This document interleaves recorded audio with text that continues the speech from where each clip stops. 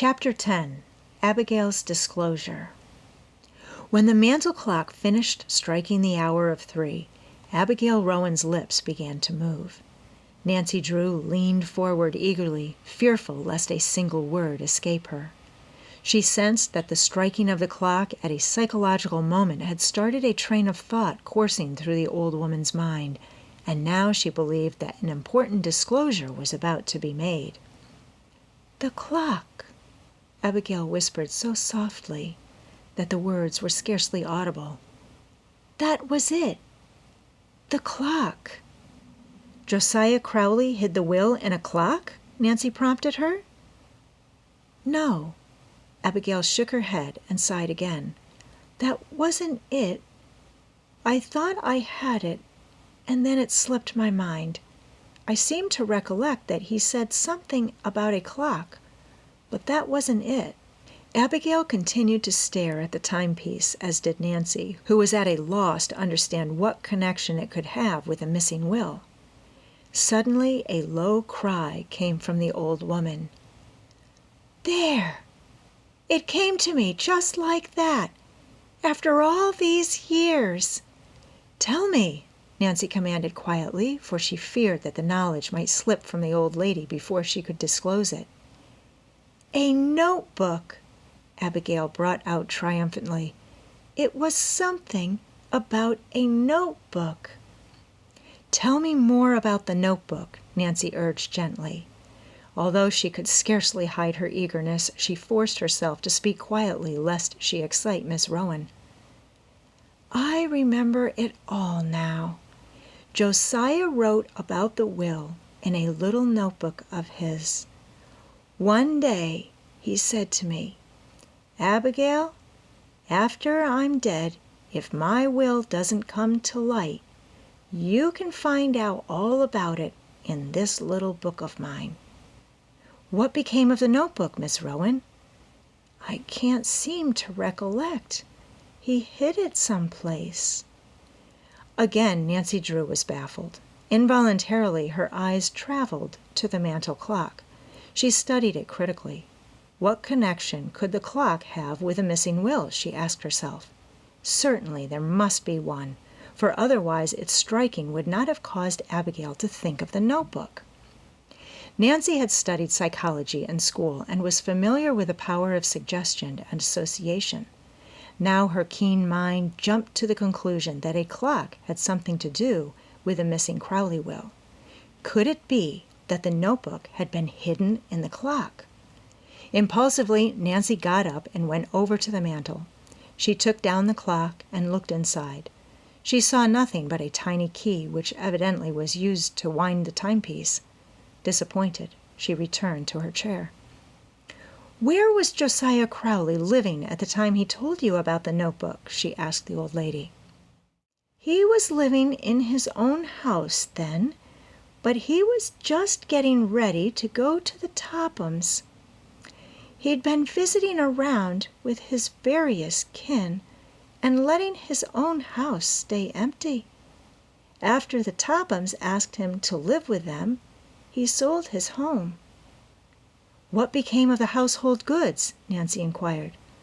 "Oh, the Tophams got most everything."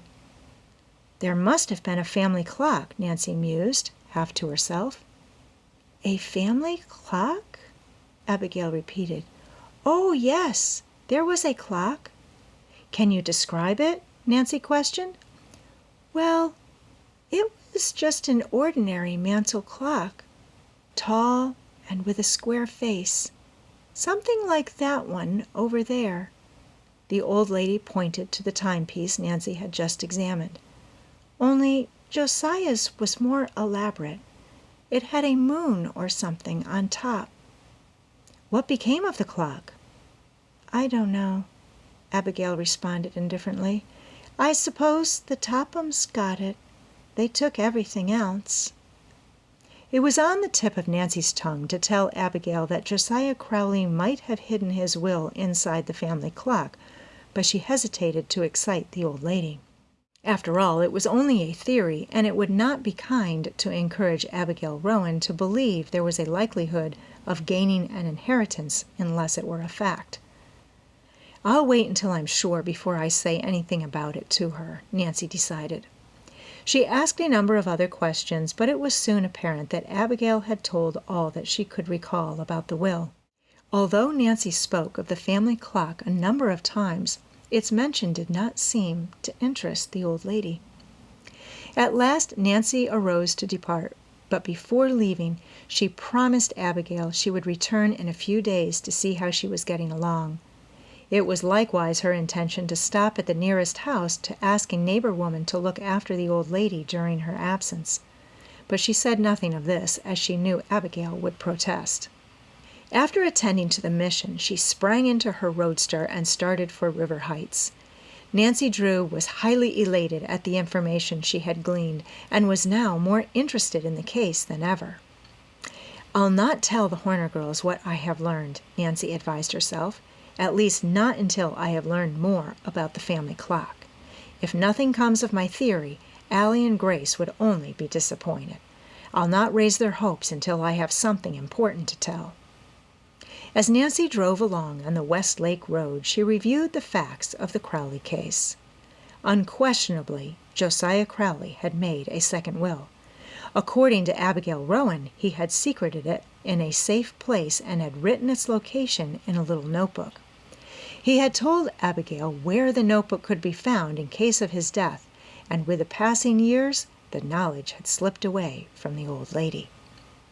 "It's my opinion that Josiah Crowley hid the notebook in the family clock," Nancy reasoned. "Otherwise, why would Abigail have said anything about it?" Nancy was at a loss to know how to proceed. She knew that her next step in unraveling the mystery was to search the Crowley clock, but this would not be easy to accomplish. If, as Abigail had indicated, the clock had fallen into the hands of the Tophams, the task might be an impossible one.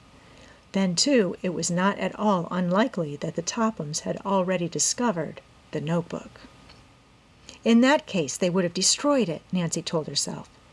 Still, from the conversation I overheard in the park, I feel reasonably certain the notebook has never been found. No, if Josiah Crowley ever hid it in the clock, it must still be there, and it's up to me to get hold of it. During the long ride to River Heights, Nancy Drew mulled over the perplexing problem. But try as she would, she could think of no way to get her hands on the old clock. She must find some means of gaining entrance to the Topham residence. "I can't very well climb through a window, much as I would like to," she laughed, "and if I pay a social call upon the Tophams, they're sure to be suspicious.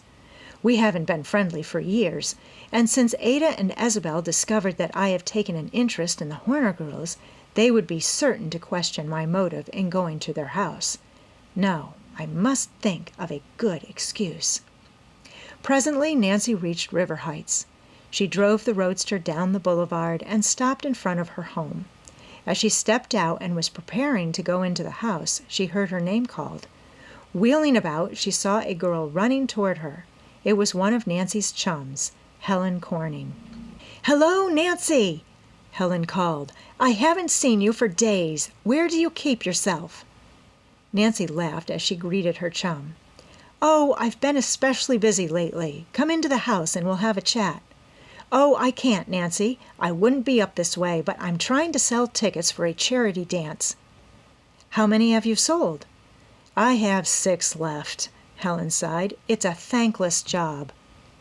"I'll take 2 if that will help you out," Nancy offered. "Will it help me? Say, if I ever get rid of these tickets, I'm going to dance a hornpipe. If I don't sell them this afternoon, it's going to fix it so I can't start for Moon Lake. I wish I'd never promised to sell the things." "Moon Lake?" Nancy asked in surprise. "Yes, I'm going to a girls' camp there. I had planned to leave tonight, but unless I get rid of these tickets, I don't see how I can. I wish you were going with me to Moon Lake, Nancy." "So do I, Helen." "Why don't you come along, then?" "Oh, I can't," Nancy protested. "I'm involved in something important, and I can't get away. I'd love to go, though. Really, I would." Well, if you find you can make it later, just hop into your roadster and come along. I'll be there for 2 weeks. That is, if I ever get rid of these charity tickets. I can't leave until I've sold them. I'd pay for them out of my allowance, only I've spent it already." "You are in difficulties," Nancy laughed. She reached in her purse. "How much are the tickets, Helen?" $2 each. How many will you take?" "Oh, give me 2. As Helen extended the tickets, a sudden thought struck Nancy Drew. A pleased light broke over her face. "I have an idea, Helen. I'll sell all of your tickets for you. How will that suit you?" "You're not joking?" "Never was more serious in my life." "Then the tickets are yours, but let me warn you, it won't be easy to sell them." "I'll enjoy trying it." "Well, I must say you have queer ideas of fun," Helen commented dryly, "but I'll not argue with you. This will be fine for me. Now I'll be able to start for camp this afternoon. Here are the tickets." She handed them over with evident pleasure. "Good luck to you, Nancy. You'll need it." After Helen Corning had gone on down the street, Nancy Drew walked slowly toward the house. She regarded the charity tickets meditatively and chuckled softly to herself. "That's once when I killed 2 birds with 1 stone. These tickets will serve as my passport to the impregnable Topham Fortress."